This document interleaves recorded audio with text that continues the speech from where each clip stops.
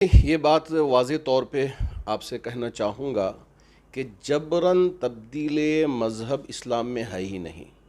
میرے آقا تاجدار مدینہ احمد مصطفیٰ محمد مجتبیٰ صلی اللہ علیہ وسلم کی ایک مثال بہت مشہور ہے، ہمیں سیرت کی کتابوں میں بھی ملتی ہے، احادیث میں بھی ملتی ہے کہ ایک دفعہ آپ ایک کیکر کے درخت کے نیچے آرام فرما رہے تھے، ایک شخص آیا، آپ کی تلوار جو درخت سے لٹک رہی تھی وہ اٹھا کے آپ کے سینے پہ سوار ہو گیا۔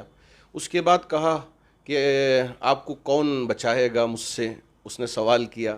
اللہ کے رسول علیہ السلام نے فرمایا کہ مجھے میرا اللہ بچائے گا۔ اچانک جیسا پلک جھپکتے ہیں اسی طرح اللہ کے رسول علیہ السلام نے اس کو پچھاڑ دیا، آپ علیہ السلام اس کے سینے پہ آ گئے۔ اب آپ علیہ السلام نے پوچھا اب تمہیں مجھ سے کون بچائے گا؟ وہ بیچارہ اللہ کو ماننے والا نہیں تھا، تو اس نے کہا کہ آپ ہی مجھے بچائیں گے، اگر آپ مجھے چھوڑیں گے تو میں بچ پاؤں گا ورنہ نہیں۔ اب اللہ کے رسول علیہ السلام اٹھ کر کھڑے ہو گئے، آپ نے سوال کیا کیا اس دین کو، اس مذہب کو تم قبول کرو گے؟ اس نے کہا نہیں، میں قبول نہیں کروں گا۔ اللہ کے رسول علیہ السلام نے فرمایا ٹھیک ہے، یہ تمہارا اختیار ہے۔ تو اسلام میں جبراً کسی کے مذہب کو تبدیل کرنے کا حکم ہی نہیں ہے۔ میرے آقا کی تعلیمات کہیں بھی ہمیں نہیں ملتی۔ مثال کے طور پہ مال کسی کو دے کے اس کو جبراً اس کا مذہب تبدیل کرائیں، یہ ہی نہیں ہے۔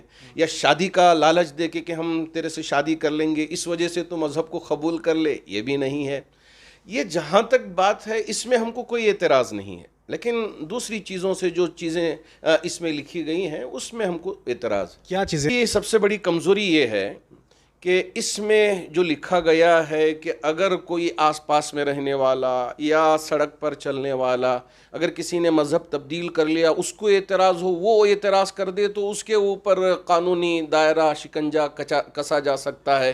یہ جو بات لکھی گئی ہے یہ ہضم ہونے والی نہیں ہے۔ اگر اس نے اپنے شوق سے، اپنے جذبے سے سمجھ کے اگر وہ مسلمان ہو گیا یا ہندو ہو گیا یا کرسچن ہو گیا، وہ کسی بھی مذہب میں، اس لیے کہ یہ آنٹی کنورشن کی جو بل ہے وہ کسی ایک مذہب کے لیے نہیں ہے، یہ سب کے لیے ہے، چاہے ہندو ہو، چاہے کرسچن ہو، چاہے مسلمان ہو۔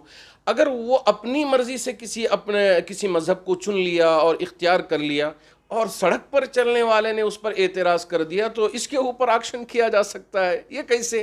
ایک طرف آپ کہہ رہے ہیں کہ اس کی مرضی ہے، اگر وہ بدلنا چاہے تو بدل سکتا ہے، وہاں اس کے لیے کوئی تکلیف نہیں ہوگی، لیکن دوسری طرف آپ یہ بھی لکھ رہے ہیں کہ نہیں، اگر کوئی اشکال کر دے پڑوس میں رہنے والا یا چلنے والا یا کوئی اس کے ساتھ، ایک بہت ساری دشمنیاں بھی رہتی ہیں لوگوں کے ساتھ، ہر ایک آپ کے واہ کرنے کے لیے نہیں رہتا، تو ایسی صورت میں اس کے لیے دقت پیش آ سکتی ہے۔ کرسچن کمیونٹی کے جو اس وقت بڑے ہیں یہاں، ان سے بھی بات چیت ہوئی ہے ہمارے احباب کی، اور ایسے ہی دوسرے بھی وکیلوں سے بات ہوئی ہے۔ اس میں بہت سارے لوپول ہوئی، یہاں بل پاس ہوئی ہے، انشاءاللہ دیکھیں گے کہ آئندہ ہم کیا کر سکتے ہیں، چونکہ کرسچن کے لیے بھی یہ بہت بڑی پریشانی کا سبب بن رہی ہے بل، اور وہ تو بہت بڑا احتجاج بھی انہوں نے کیا تھا۔